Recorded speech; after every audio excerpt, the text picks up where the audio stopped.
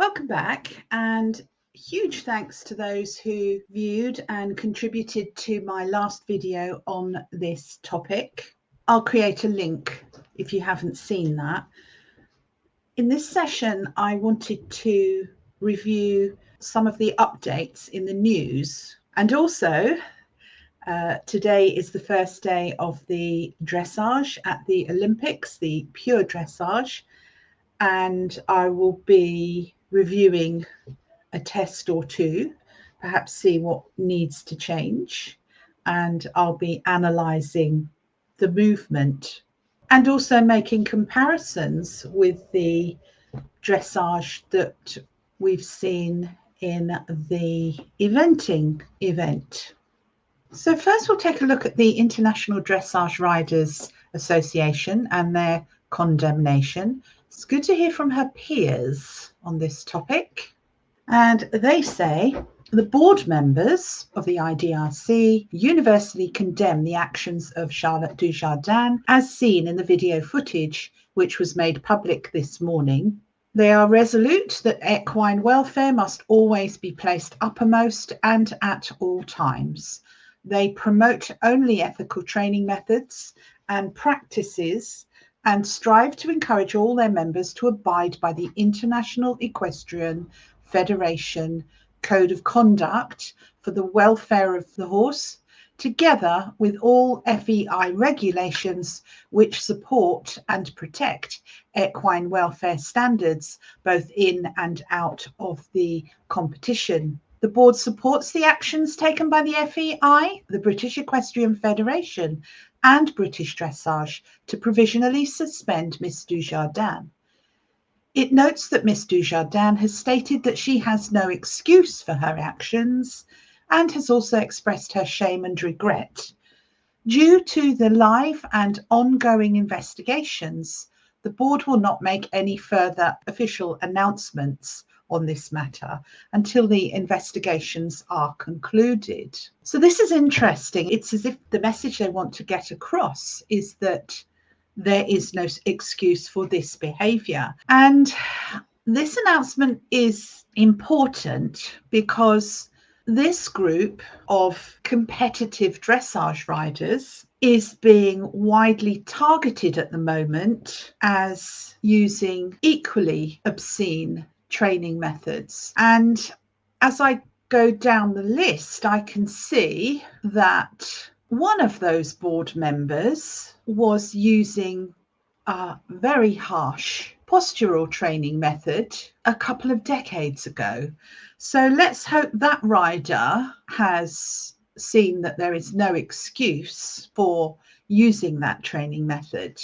From horsesport.com, YouTuber outed as Dujardin whistleblower is a trainer herself. Alicia Dickinson has denied being the actual leak, but was present at the session. Conspiracy theories about the timing of the leaked Charlotte Dujardin video have abounded since Monday. Yes, they have. Even the mainstream media has suggested the Dutch were behind it as revenge for Britain displacing them on the podium since 2012. Well, I think that's a detraction from what we should be considering here, and that's sport horse abuse with training methods. The truth appears closer to home. The whistleblower has been widely named on social media and this morning's British newspaper, The Sun, as the facilitator of the session where Dujardin struck a horse repeatedly with a lunge whip, and that Alicia Dickinson, formerly Fiomik, who settled in the UK a few years ago and befriended Dujardin, sending her clients. Yeah. She has denied being the whistleblower to The Sun, but her lawyer confirmed Dickinson was present. Only two other people were present, it is understood. The then 19-year-old rider and her mother, who filmed the session. So we've got Alicia Dickinson and two others. But does that mean three? Because Charlotte was there as well. And now this states that it's the girl's mother who filmed the session. So in my earlier video, I understood that the rider was 15 years of age, but she wasn't. She was then 19-year-old. So not quite a minor, but still a vulnerable person. Vulnerable people don't have to be a certain age, because in one situation or another, we can all be vulnerable depending on the circumstances. So as a coach, you need to, any sports coach, you need to treat all of your athletes as vulnerable. Stephen Wensing, who is the whistleblower's lawyer but has not confirmed whether Dickinson and the whistleblower are one and the same, the plot thickens, has previously explained the delay in reporting the abuse to feeling it must be okay if an Olympic champion was doing it and being pressured not to act. Okay, so he's saying that the whistleblower was naive, and now that they've had time to process the situation, they conclude that it wasn't okay. He says that as the Olympics grew closer, the whistleblower increasingly felt Dujardin should not be feted or allowed to win more medals. Yeah, she drew confidence from recent action taken against other high-profile equestrians for alleged horse abuse. Yeah, now there wasn't just one who was disciplined for breaking the rules. I understand there was another, and now number 3. So that it was looking rather like if you complained, you had a safe space to do so because others who had complained were being heard and action was being taken. Such a stance would be hard to square with the confidence 40-year-old Dickinson exudes on her numerous YouTube training videos and in the motivational writings on her website. She has long experience in interacting with industry professionals on both sides of the globe. As well as teaching and buying and selling, she imported sport horses from Europe to Victoria. There is also a history of standing up for herself in Australia in litigation from a disgruntled client, according to publicly available court records. Whether or not she's the person represented by Wensing, if present at the training session, she could have intervened at that time. Yeah, she could. She actually could, because she wasn't riding the horse. She wasn't holding the camera. She was a bystander. So, yeah, why didn't she stop it? Interestingly, she has stated on Instagram that she ended her business relationship with Dujardin after that lesson without giving a reason. Okay. Those naming Dickinson on social media include industry professionals in Australia and the Van Olsts, backers of world champion Charlotte Fry, who would have been one of Dujardin's teammates this week in Paris, but for Monday's bombshell. A connection of Dujardin posted a video allegedly of Dickinson herself giving a lesson by apparent way of riposte. It was swiftly removed by the original poster when it emerged the instructor was not Dickinson, but is still in circulation. Now, I did wonder why a lawyer was involved in this situation. And it says here, Wensing was hired to maintain the whistleblower's anonymity. Not surprisingly, he has not responded to requests for comment on Dickinson from horsesport.com. Many comments on social media are conflating some very complex issues over the timing of the leak and the actuality of what the video exposes. And they say, let us not forget that it is Dujardin who is the offender, and it is she who was always going to damage the sport whenever the video finally emerged. So yes, these bystanders are not telling Charlotte Dujardin to admonish that horse for not responding in the way that was desired. Let's leave that story to come out in due course. However, while the whistleblower did the right thing, in my view, they should have done the right thing much sooner. Yes and no. Dujardin has since been able to win other accolades, yes, sell horses, and maybe misuse a whip again behind closed doors. A ban from competing 18 months ago would have received a lot of attention, but not the saturation coverage of an Olympic Games.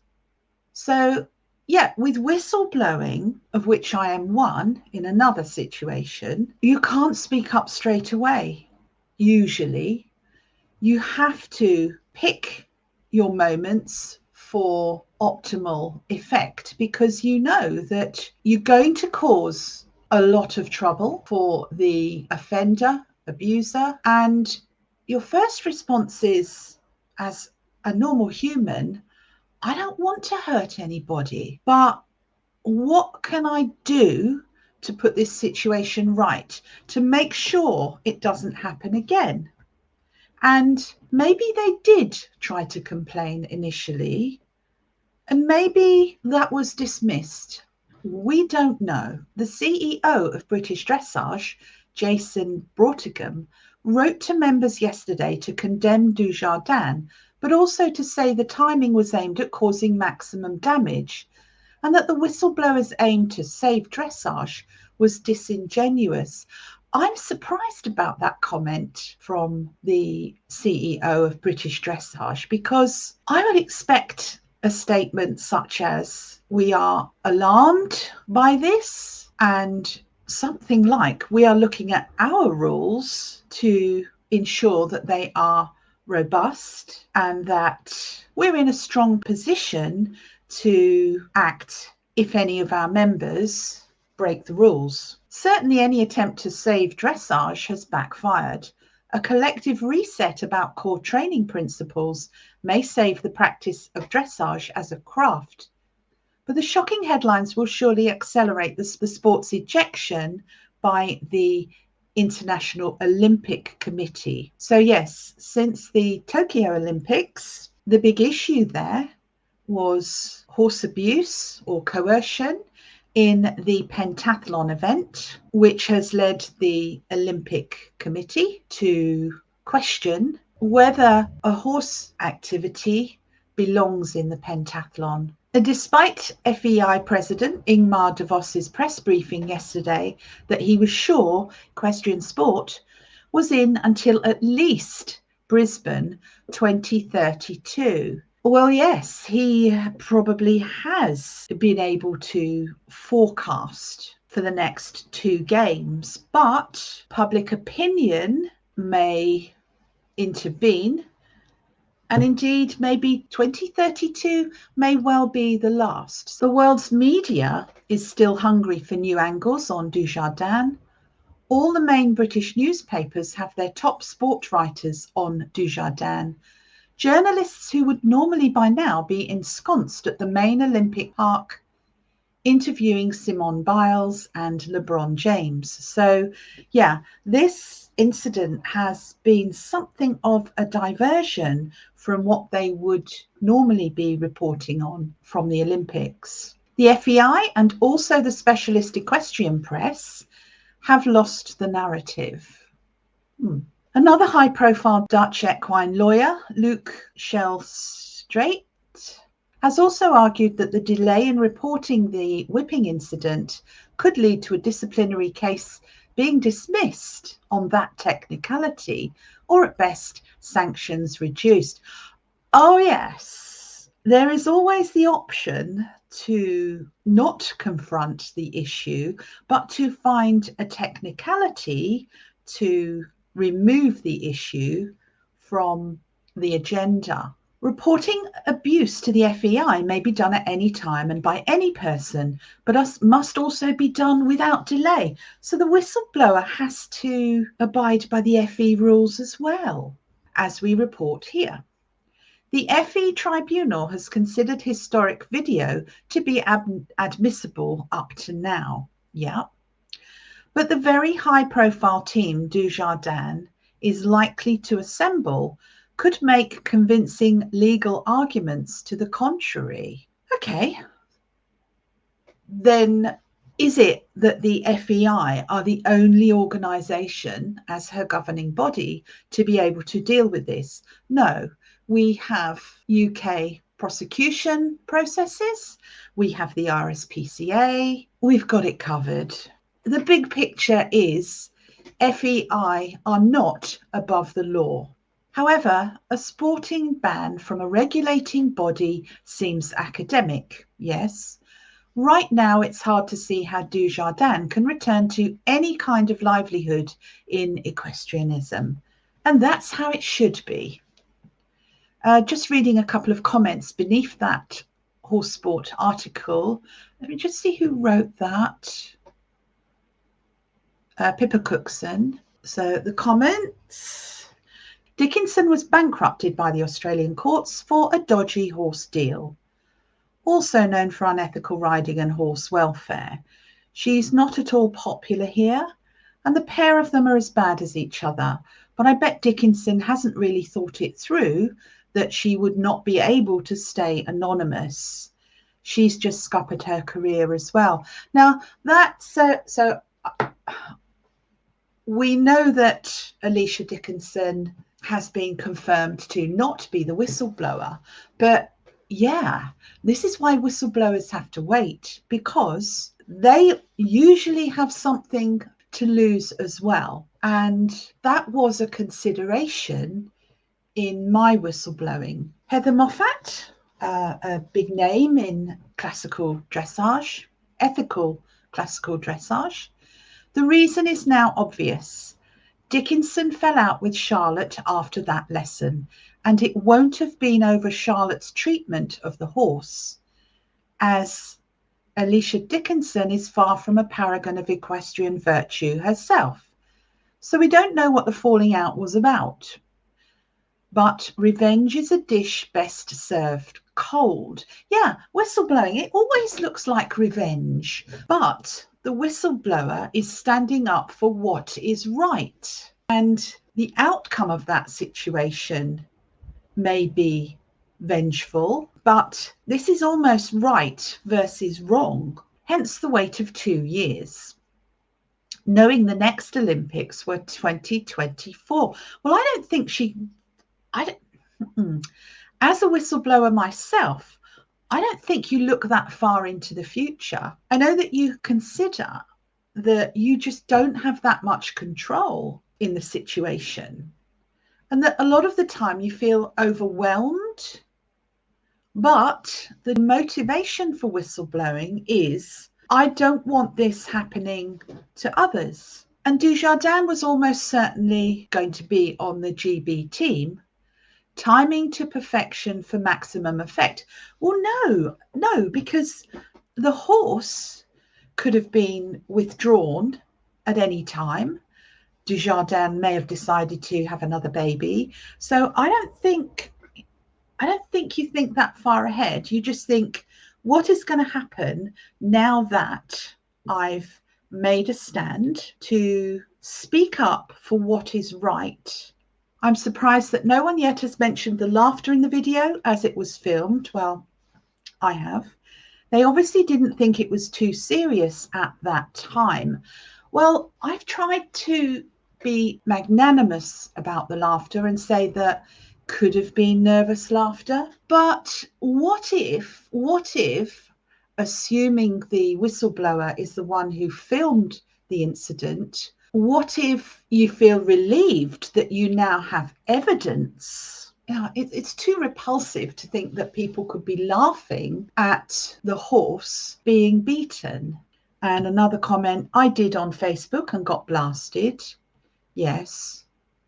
Because there are people who are great supporters and fans of Charlotte Dujardin. And I would say that the fans' reaction, it wouldn't be unusual for them to be in denial. But that's another aspect of this. Something about the grammar. Don't need to read that. And finally, no, not finally, there's another comment after this one. Choosing to release abuse information until it receives the maximum press and does the maximum harm does not demonstrate a proactive effort to protect horse welfare. Well, what about whistleblower welfare? And you do want maximum attention because you know the reaction from others is to deny or ignore that it happened. Except in this instance, there's evidence, and Charlotte has owned up to being the individual using the whip. It does demonstrate an active attempt to do the most damage to the individual involved. I don't think it's that personal. I don't think so. You want to be heard by the organizations in power, and you want them to do something. The individual affected is a bystander in that. Although there is no justification for what we see in the video, hearing the laughter makes one wonder what level of pressure was placed on the accused to solve the problem. Yeah, now I accept everyone's viewpoints on this situation. What was the motivations behind this session? Why did Charlotte feel so comfortable about beating a horse in front of others? Was it premeditated so that my horse won't do this, therefore can you do that? For a very long time, methods have been used across the disciplines of equestrianism to elicit the best performance from competition horses. To make Charlotte Dujardin a scapegoat for those practices is wrong. Elicit the best performances. So this person is saying, yeah, it's acceptable to coerce the horse. It's acceptable to cause the horse pain, to punish the horse, to help them develop as a sport horse. Well, no, in other sports, coaches do not beat their athletes to perform.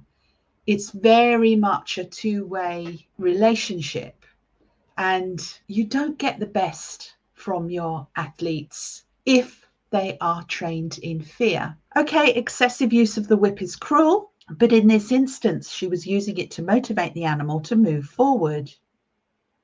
No, you don't have to do that to motivate the animal to move forwards. And if you have to beat an animal to move forwards, you are expecting them to perform when in fact they're incapable of it for whatever reason. As you can see from the video, the horse did not react in a negative way. Oh yeah, because was it closed down? Or was it not expecting to have any control in that situation? As in the well-documented learned helplessness syndrome. And there was plenty of laughter caught on the video as well. This is a spiteful attempt to sully the name of Charlotte, who 99% of the time, 99, is an exemplary role model. She was exemplary. We used to look up to Charlotte as an ambassador for ethical, pure dressage sportsmanship. And now there is a big doubt about that. But no, there is no place for abusing any animal, especially in the name of sport and human enjoyment. And in response to that, the horse did react initially, but this is a well-trained horse that perhaps has been coerced into movements in the past. Yeah, very interesting comment. The horse was pressed into the wall and is confined by the rider and the trainer. Yeah, the horse could not get away. It was an indoor school, and no matter what that horse did, the horse continued to be struck, punished, coerced, whatever you see here. That was why many of us found the video so distressing. Yes, the horse has to submit and cannot escape. Yes, in learned helplessness studies, the animal is hurt and cannot escape. So therefore, it gives up trying. It submits to the pain. Another comment in response to that, fully agree, this has become a witch hunt right now. Not from my point of view. Do not forget that the public cheered her up for many years, and they all keen to destroy her and her family now. No, they're outraged at what she's done. They're outraged at being let down. They're outraged at what happened to that horse. They're outraged that she apparently looks like a fraud now, that she won those medals not in the spirit of the Olympic Games, which is fairness for all competitors. Please do not forget that she's a human being. She has a family and a little child. This situation, this incident, it wasn't even about punishment. It was about, I insist you do something and I'm going to beat you until you guess what it is. So, yeah. And I've had a backlash for suggesting that her parenting skills should be monitored. But until we know the full extent of this, or perhaps it's not for us to know, but I and many others can't help but have concern for those around her. Think of what happened with Caroline Flack. Well, yes, so it's up to those around Charlotte Dujardin, including her governing body, perhaps, although they are only there to ensure that their standards are upheld. But it's up to her family to look after her, not us. We've all seen just 1 minute of that training session. We don't know what has happened before. None of us has any idea of the situation as a whole. For sure, we don't. Was the whistleblower's interest the welfare of the horse? We don't know. No, somebody wanted to do the biggest possible damage to a rider's career and future life. No, Charlotte did the biggest possible damage to her career. She did it, and she should have known better. Please think of the mental damage of that lady. Well, I think because of social media, yes, mental damage can be inflicted very quickly and very widely, but that comes with the territory of being a celebrity. By the way, I'm not British, I'm German. What difference does that make? So, yeah, this situation has divided equestrians. Those who say the whistleblower was right to do what they did, and those who say she wasn't, and those who say that the whistleblower was vindictive. Well, let's focus on the vulnerable one here, the horse, and the person, the young person who was riding that horse at the time. Because if it were me, I don't think I would ever get over that. I would be traumatized by it for a very long time. And whilst we on the spot want to dismount the horse, grab the whip and do the same harm to the abuser, you're in so much shock. It's almost as if you yourself are personally being abused.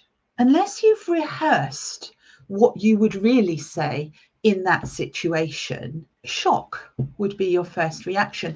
And then you'd want to get away from the scene. That's just primal. Attacking the abuser won't guarantee to stop them abusing. They need to be stopped from a force organization that has the power to coerce them to toe the line. So let's move on to the next article. This time we have Metro, that free newspaper that you get on the tube in London to entertain you as you travel. Trainer who saw Charlotte Dujardin whip horse says Team GB star has many enemies. The Team GB star, who is not the Team GB star anymore.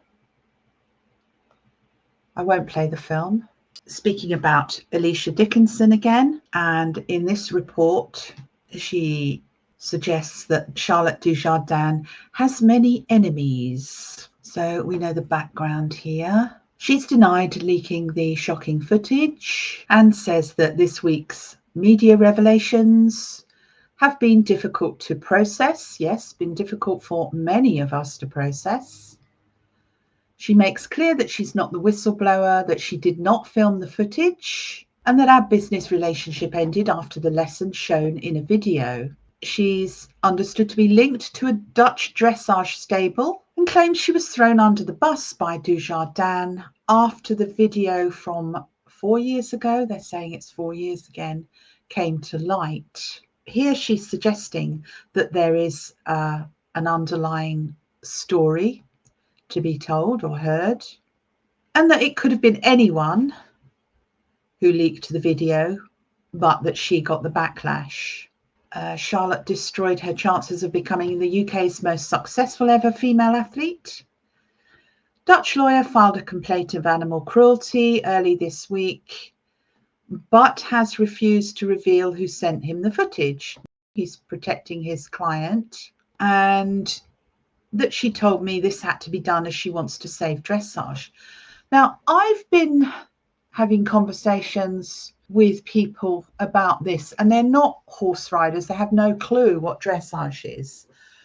But one of them said, oh yeah, the best thing to do was to have a lawyer representing them outside the country, because they are removed from any influence within the country that the incident happened. So that's a fair comment. It's not yet known if the supplier of the video is also from the Netherlands, which has always been one of Team GB's closest rivals in equestrian sports. Okay. Team NL, which narrowly lost to Team GB in the 2021 Tokyo Olympics, condemned Dujardin's actions, but deny any involvement in sharing the clip. Okay. A spokesman for the Dutch team said, "This has no place in our equestrian sports, where the welfare of the horse comes first." Indeed. We are aware that the video was released by a Dutch lawyer, but would like to emphasize that the origin and the release has got no relation whatsoever to the Dutch Olympic team. We only just saw the video after it was published. Well, yeah. And because of social media, these stories can fly throughout the internet, adding a few conspiracy theories along the way, because many people use social media not to be informed, but to be entertained. We've already had the British dressage chief quote in the earlier article, although I think he says a little more here. Let me be clear, the actions we have witnessed in that video are completely unacceptable. We've all been shocked and appalled by this indefensible conduct. He added, I do find claims that this was done to save dressage somewhat disingenuous, given that it was timed to cause maximum damage to our sport. Well, I don't think it's the place of any organisation to restate conspiracy theories. It's up to them to speak for their members, protect their membership, and uphold their rules, not to continue conspiracy theories. Dujardin, who was given a 6-month provisional ban, I just want to say here that I've had a quick look at the disciplinary outcomes, and minor rule breaking comes with a 3-month suspension, but here a 6-month suspension has been applied. So there is some acknowledgement that this was not a minor rule break. And she saw her lottery funding suspended and was dumped by at least 3 sponsors, said she is deeply ashamed of what she is. And they go on to restate her public statement about the incident. And finally, I want to go through this article from a sports website to see what the wider opinion is. So a highly emotive image there. Equestrian Federation spells out horse welfare reforms in wake of horse whipping video. So this is interesting because this is now going to tell us what change there may be. And the picture is of an Olympic eventing team horse looking through a holding pen at the Arc at John F. Kennedy International Airport in New York on Wednesday before the Games, before they travelled. The organisation that oversees equestrian competition at the Olympics spelled out a series of reforms for horse welfare on the eve of the Paris Games and in the wake of an abuse case involving one of the sport's best riders. So they've applied some emergency measures to mitigate the situation.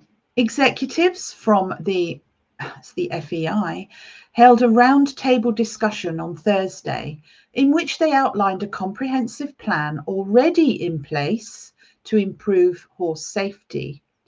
It took on greater focus after three-time Olympic gold medalist Charlotte Dujardin withdrew this week after that video. It's an additional, I would say, justification for me that we are doing the right thing by creating this plan, the president said.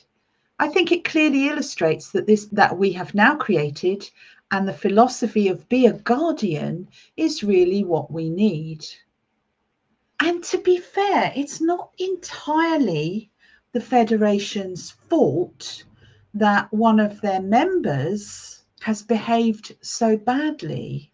So the launching of the Be a Guardian initiative called on members of the equestrian riding and training community to embrace their roles caring for horses. It also came with the development of the Equine Welfare Strategy Action Plan, highlighting 6 priority areas and 30 recommendations on improvements. Okay, so they've already known that something needs to be done or that there are issues that need to be dealt with. And yeah, why did they wait to this Olympics before implementing these plans? Asked why now and why they had not been introduced before, the FEI secretary said this provides a more holistic approach about taking care of horses. We didn't invent the rules now that are applied today. These have been ongoing throughout the years, yes, and what we're doing now is to strengthen them even more so. Yeah, I mean, they weren't expecting a decorated elite rider to behave in this way. So why should they be heavy-handed before the event? There's always room for improvement, and there's a lot to be improved, of course. DeVos said he was saddened and surprised by the video, which is part of an official complaint filed against Dujardin and was published by multiple media outlets Wednesday. And then they quote Charlotte's statement. And one thing that's been much discussed in the last few days is training methods. Obviously, and one of the action points we have is on ethical training methods. And we will be looking to how horses are trained, what form they are trained, what they are ridden in, and what is ethical. Fantastic, fantastic. So this suggests that they could be reviewing the tack that is permitted, such as the double bridle, which is one big difference between the eventing horses doing dressage and the pure dressage horses, is that the eventers are permitted to use single reins and snaffle bits, although they can use a double bridle. But that's one major difference between the two. So if they do it, why can't the pure dressage competitors do that? Or at least have a choice? DeVos said, where do we draw the lines with what we can do and cannot do with horses? That's one of the key items.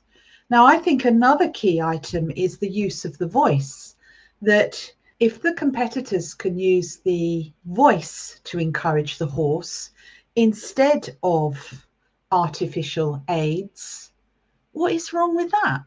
We'll see more ethical riders and trainers coming through if the voice can be used. Why shouldn't it be? This is 2024.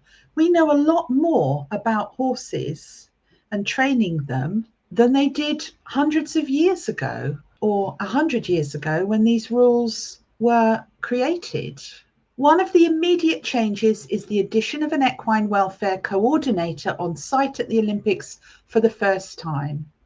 Yes, and in the eventing dressage, we saw a horse with blood on the tongue being eliminated from the competition without negotiation. The FEI's veterinary director, Goran Akastrom, said the other areas of focus include recognizing physical and emotional stress and what horses do for the other 23 hours a day they are not training or competing. So this is encouraging now. I think what we're getting is people who did not feel empowered to bring this topic of training and management, they are now being given a safe space to speak. We have been almost completely focusing on the competition, but the horses' lives mostly outside competition. Good, because that is a big issue. Horses should not live in stables and have their exercise solely with a rider on their back. People for the Ethical Treatment of Animals, in a statement earlier this week, said Dujardin's case is a message to the International Olympic Committee to remove equestrian events entirely. So there's pressure here, strong pressure, consistent pressure, that this is not about punishing the rule breakers. This is about removing the facilitation of this abuse. Dujardin has been provisionally suspended from all events under FEI jurisdiction, pending results of the investigation. The FEI said Dujardin confirmed she is the person shown in the video and that she requested her own provisional suspension. So there it is. The FEI is using its powers to review their rules in terms of equipment, and the organisations that campaign for ethical treatment of animals is on the case and will be watching and monitoring the FEI to continue to act and in a timely manner. And I don't believe in punishing the abusers because personally, I believe it's pointless. I believe that we should remove the opportunities for them to perform and be rewarded for their behaviour. So in the next video, I will be going through the comments that were made on my original video about this topic. See you there.